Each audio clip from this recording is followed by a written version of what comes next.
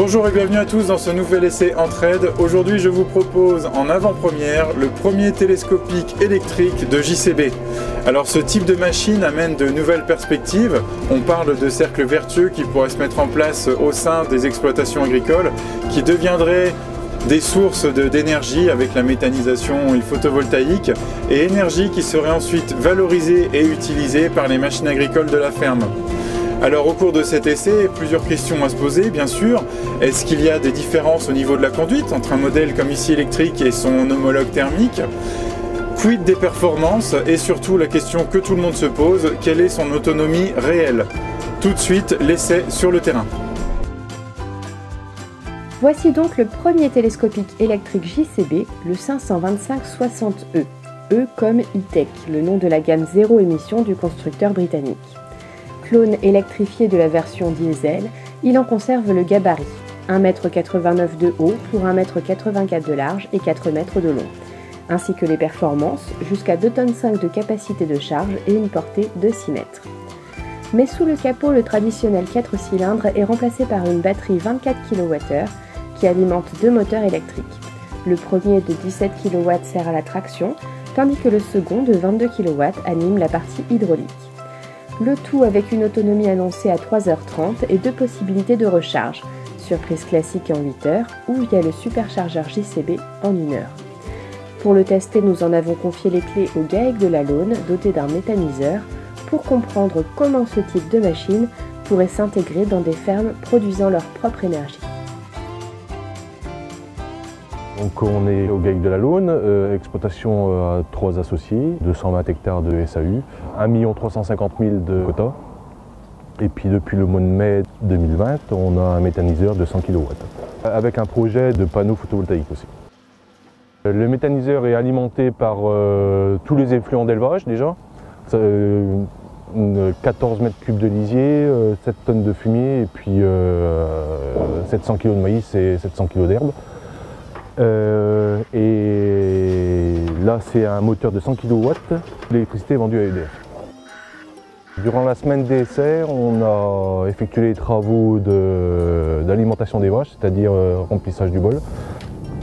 Et puis alimenter aussi la méthanisation. Et après on a manipulé un peu de bottes, un petit peu de fumier et puis voilà quoi.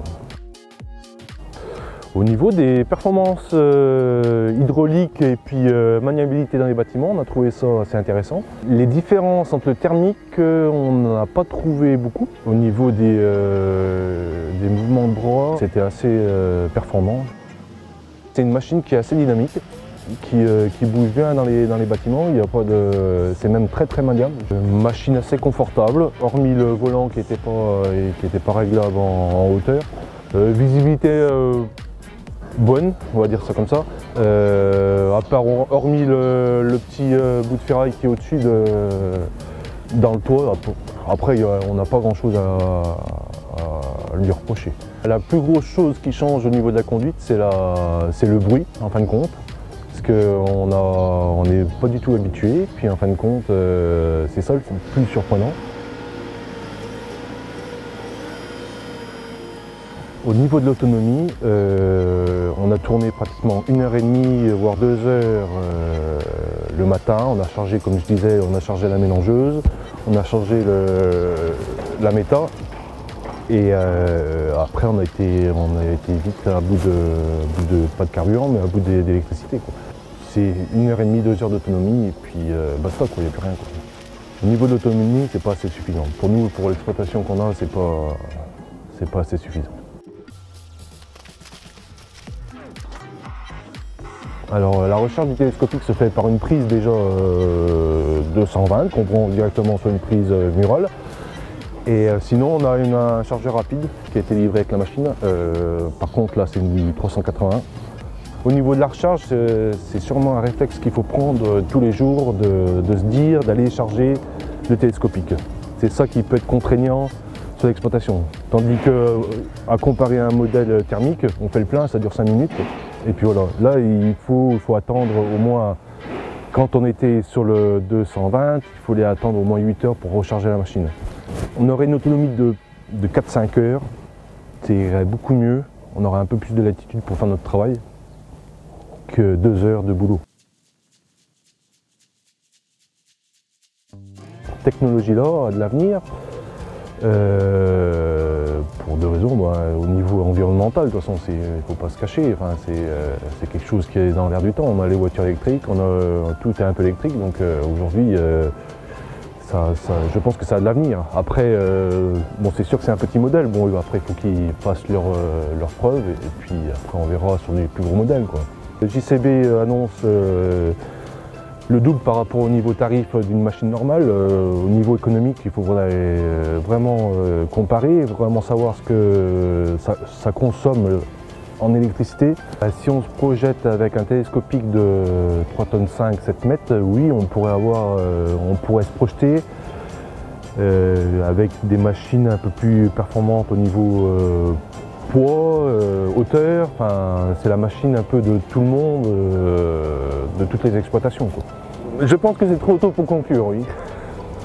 Il faut laisser la chance à ces machines-là, je pense. Au final, Pierre-Yves Néret souligne 3 points forts. Tout d'abord les performances hydrauliques de la machine. Le 525-60E a surpris par son dynamisme. Autre point fort, le silence de fonctionnement. Certes, pas une surprise pour un véhicule électrique, mais assez marquant pour le souligner. Et enfin, un gabarit et une maniabilité intéressante. Ensuite, concernant les points faibles, c'est tout d'abord l'autonomie jugée insuffisante, puis la vitesse de déplacement limitée à 15 km/h, et enfin le prix de cette machine. Cependant, il serait intéressant d'étudier les coûts de fonctionnement à l'échelle de la durée de vie totale de la machine. Alors, que faut-il en retenir? Oui, l'autonomie constatée est plus faible que celle annoncée. Cependant, il faut souligner la présence de 2 facteurs impactant l'autonomie présents durant l'essai. Tout d'abord le froid avec des températures proches de 5 degrés et ensuite un accessoire dimensionné pour un télescopique de 3,5 tonnes. Sans oublier que l'utilisation agricole est plus intense en termes de sollicitation hydraulique qu'une utilisation type TP, utilisation principale pour laquelle ce télescopique a été conçu. Mais l'intérêt de cet essai est ailleurs. Ce télescopique marque une rupture technologique, ce qui veut dire qu'il remet forcément en cause nos habitudes. Il y a de nouveaux réflexes à avoir, comme penser à le brancher le soir. En contrepartie, il ouvre la porte aux exploitations énergétiquement indépendantes. Projetons-nous dans quelques années avec un télescopique de 3,5 tonnes sur 7 mètres doté de cette technologie. Si les coûts d'utilisation annoncés en baisse se vérifient et viennent compléter le confort d'utilisation et les performances, alors ce type de machine est voué à un brillant avenir. En tout cas, on en prend le pari.